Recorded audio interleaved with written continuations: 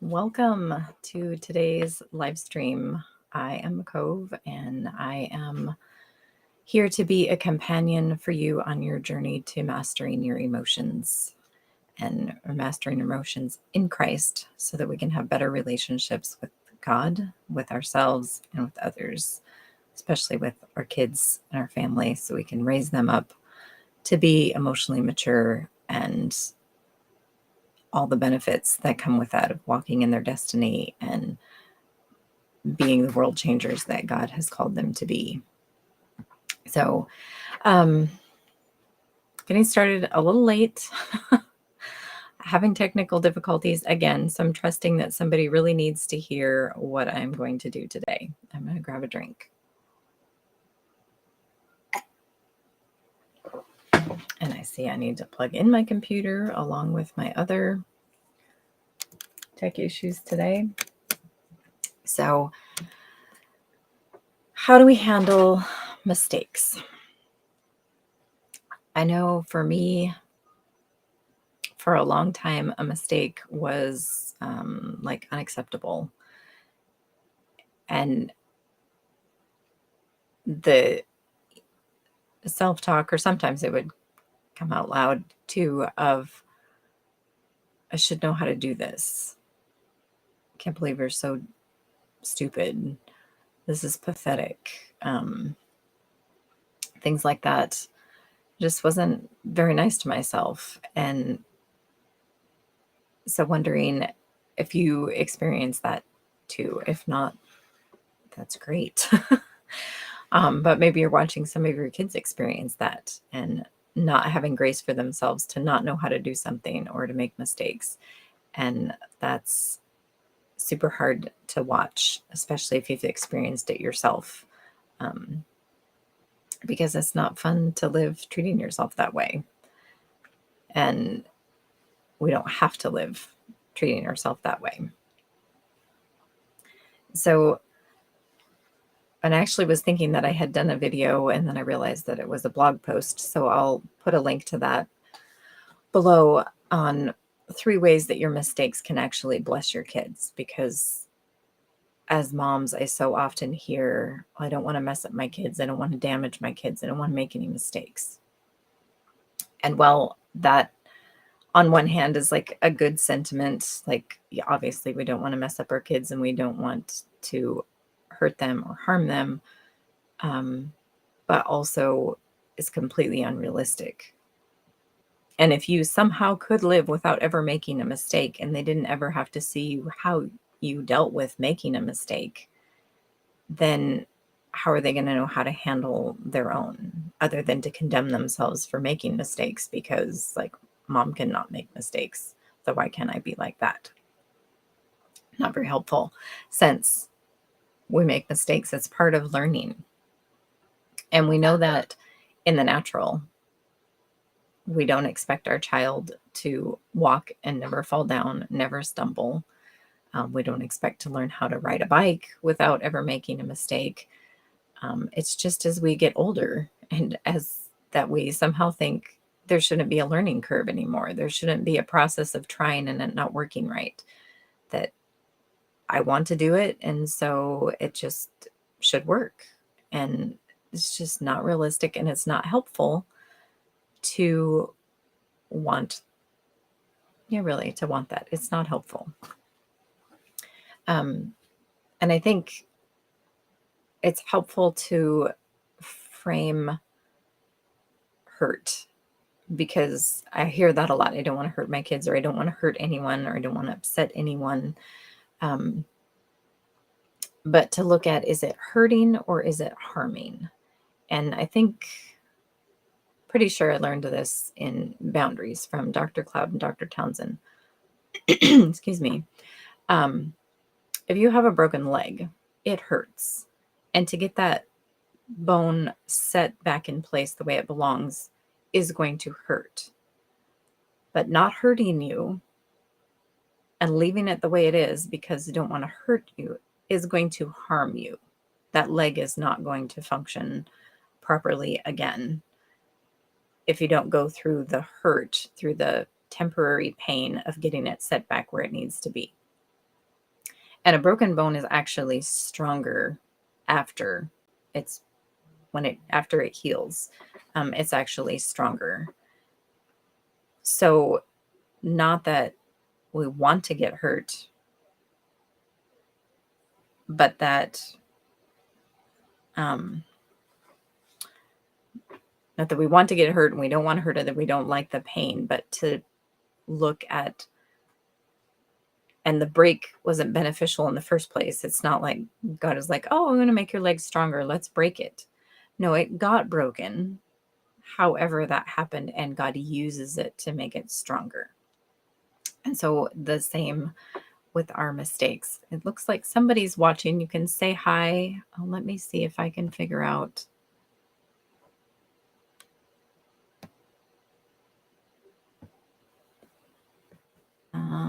Sorry. Fix stuff. See if I can figure out how to post. If you give it permission, then I can see your name. I don't know whether it's gonna you do that quickly or not.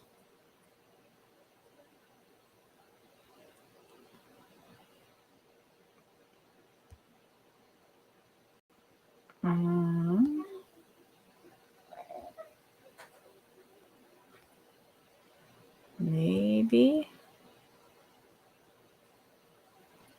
No, sorry.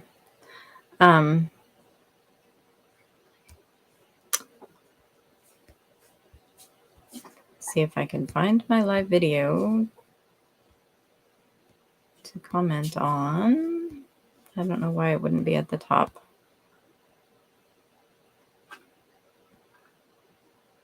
Honey. But I don't see it. So if you're watching, you can say hi. Let me know where you're watching from. I do like to engage with you, but I tend to obviously not know how to do it very well. So, but that idea of hurting or harming, is the temporary pain worth the product that is going to come out of it? Like, so the broken bone, it hurts to get it set the way that it needs to be, but not setting it, not going through that temporary pain, is going to cause more harm in the long run. So our mistakes, if we don't clean them up, or if we use them to beat ourselves up of, I should have known better, I should know how to do this, those kinds of things, we're doing more harm from it instead of learning from it. And I had posted asking people like how they responded when they made a mistake. And one of the people said, they were good at responding with grace for the most part, and that they quickly looked at having a growth mindset of like, this is an area I can learn. What can I learn here?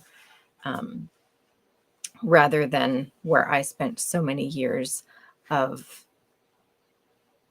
just beating myself up. Like, this is just stupid and ridiculous, and I can't do anything right, and like just making it so much bigger than it was, and condemning myself for just normal things. And I thought of the other day, I'd gotten out of the shower and was doing my face, and I dropped the cap for the toner, and it was kind of like, okay, pick it up, whatever, doesn't matter. And then I dropped the lid for the lotion, and I was just kind of like, wow, I'm on a roll today.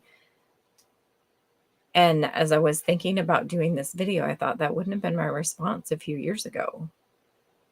Like, it would have been, you're pathetic, and this is ridiculous, and you can't even hold on to a lid. I mean, like, it just was not nice to myself at all.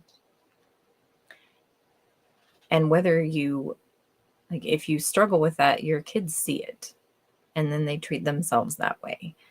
And so looking at why, if you think you should know how to do something, is that realistic that you should? Have you actually been taught how to do that thing? Have you had practice at doing that thing? Have you had sufficient practice that you should be good at it and not making mistakes anymore? I mean, I don't, you, they say it takes 10,000 hours to be an expert at something.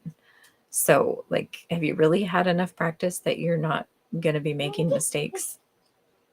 Probably not. But why is it hard to have that grace for yourself?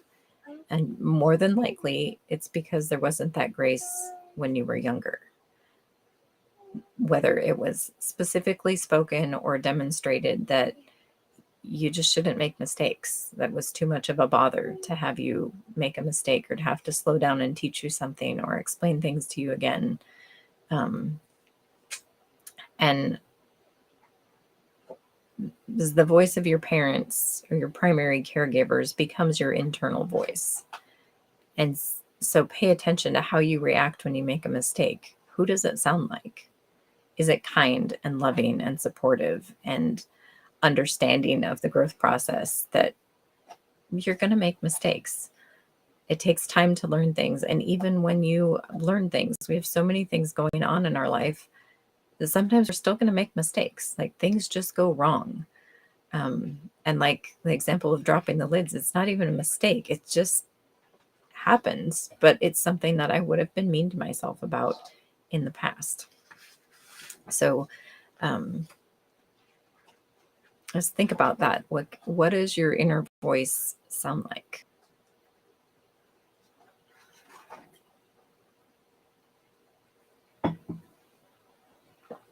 I'm gonna check and see if there's comments. Okay, and I'm gonna check my notes and see.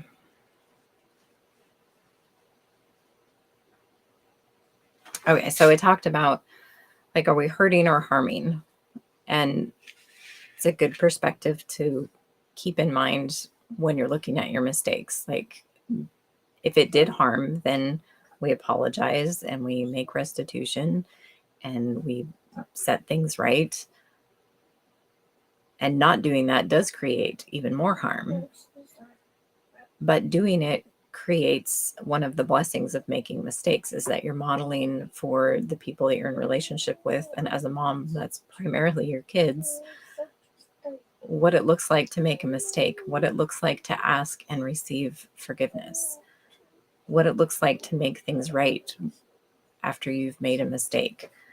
And I know it's something moms struggle with. One mom shared that, pride gets in the way. And I totally get that. I struggled so bad to apologize.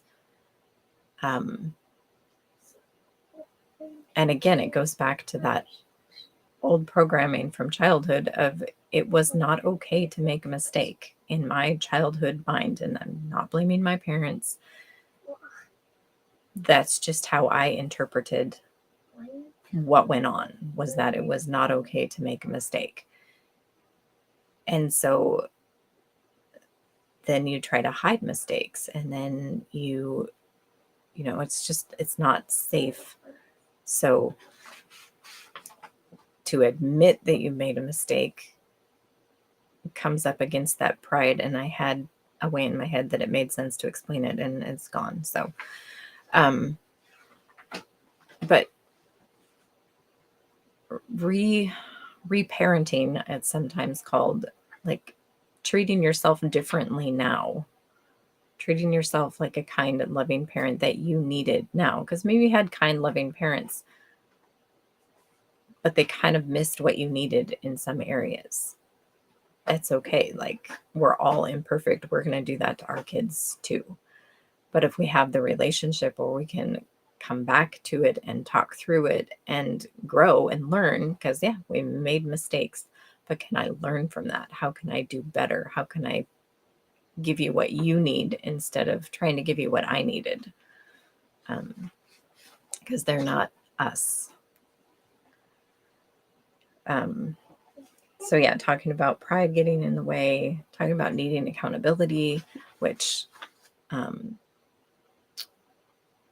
my Facebook group is a great place to try to try it. My Facebook group is a safe place where there's no condemnation, no judgment, no shame, but you can come and say, I need support here. I blew it again. You know, can somebody pray for me? Can somebody check in on me tomorrow? Do that kind of thing in the group if you're feeling alone.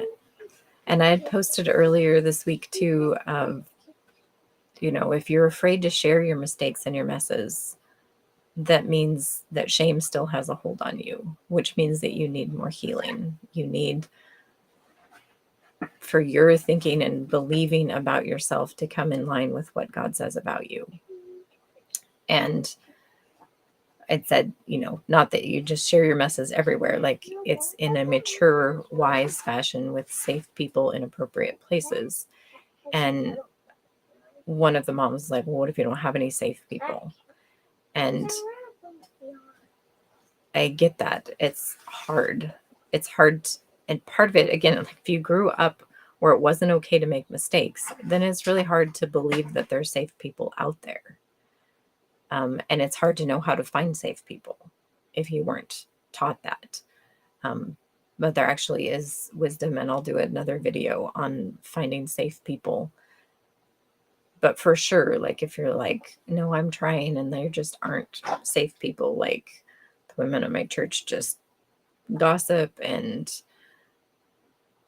wallow in their stuff, and like there isn't a safe place. You can always go to a coach or a counselor or support group. Those places are all designed to be safe. And it's okay to reach out and need help. And it's okay for your safe people to start with to be people that you are paying, or to be people who you don't know outside of the purpose of them being a safe person for you. I think our culture, not our culture, I think the culture at large has this better than the church. I think the church makes it weird. I don't think it actually is. I think it's very healthy. Because I can remember when I was trying to grow and learn, overcome more of my stuff. I was meeting with the pastor's wife, and I remember beating myself up mentally, emotionally, because I'm like, I have to schedule an appointment for somebody to listen to me. Like, I don't have people in my life. I don't have the friend group or whatever where it's just part of my life to talk to people. I have to schedule time with someone to get them to listen to me. And like, obviously we schedule time with friends, but in that, like, they're not reaching out to me because they want to have a relationship with me necessarily. It's like they're there. And since it was the pastor's wife, I wasn't paying her other than giving our tithe to the church. But like, I had a lot of condemnation for that just from within myself. And now 20 years later, I can look at it and be like, no, that was good because I knew it was a safe container, and it was someone who could give me that feedback in a safe way and in a nurturing spiritual way. So needing help and needing even to pace a professional to have a safe place, there's no shame in that. Our church is broken. Our world is broken. And it takes more and more people getting healthy to change that culture and change that dynamic. I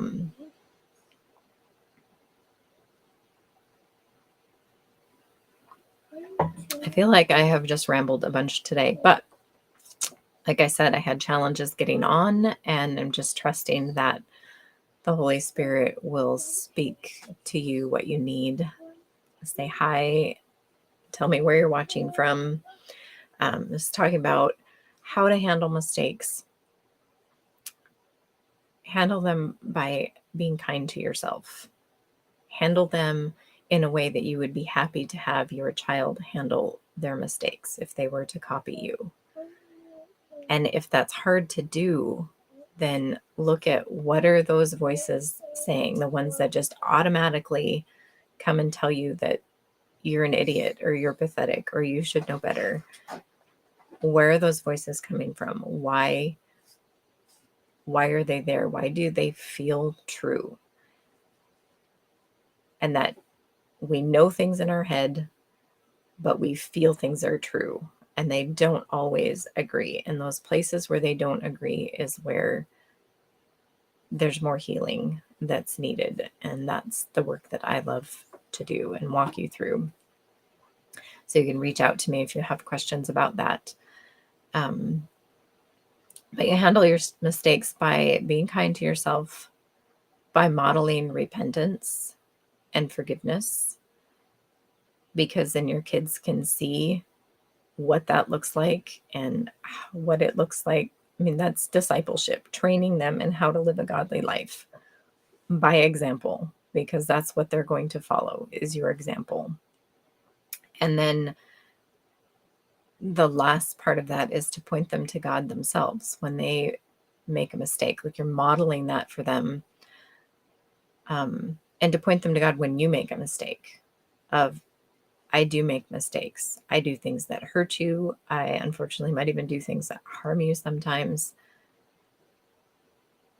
but God never will.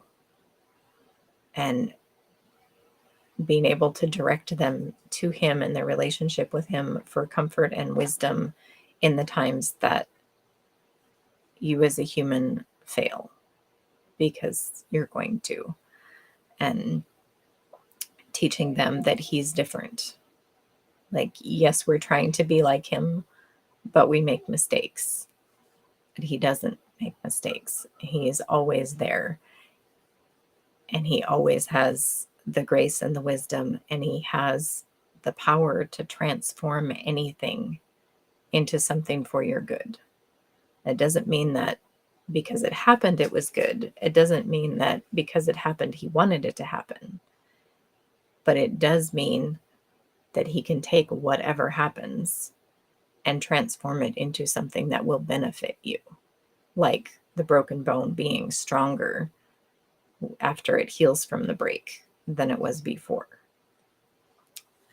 So I hope that you can pay attention to how you're reacting to your mistakes and let me know of, like, yeah, I'm doing pretty good there. I can be kind to myself, and I would be glad for my kids to respond to their mistakes the way I respond to my mistakes.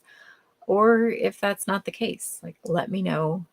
And just other questions you have about mastering your emotions, about raising these kids that God has given you to the destiny that He has for them. I was thinking I had